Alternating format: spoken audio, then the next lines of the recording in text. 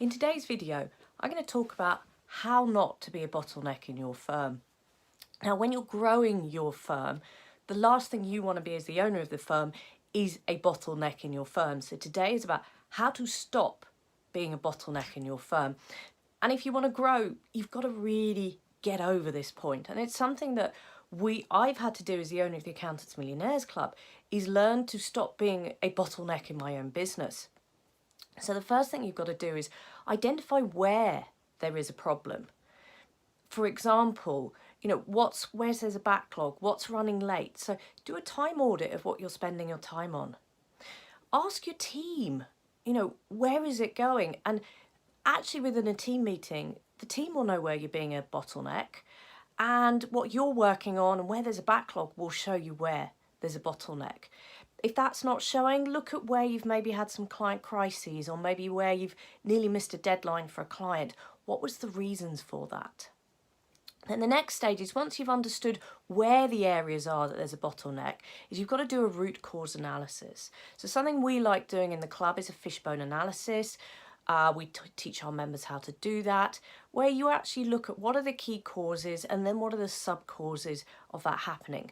Is it because you struggle to delegate? And then if you struggle to delegate, well, why is that? Do you trust your team? Are you actually managing them well enough? Maybe it's because you believe you have a lack of capacity. Is that a real lack of capacity? Is that because you're not managing your team well enough? Or actually, do you just need more people on the ground? Maybe you don't trust your team to deliver.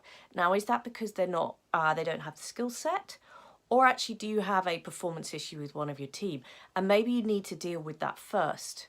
Now, let's look at where you can't delegate because you think the team are not capable. So in that scenario, what can be automated?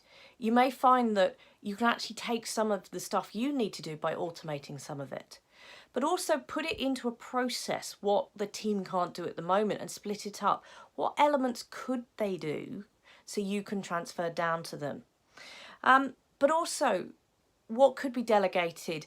What maybe could they do with some extra training? What could they do with a process, a checklist?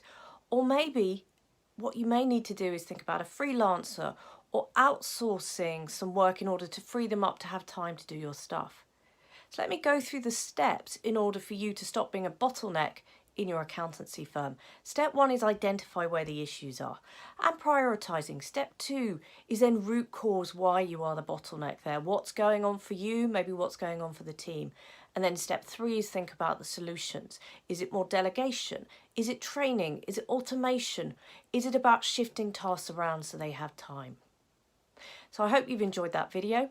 It's important when you're growing your firm that you need to stop being a bottleneck.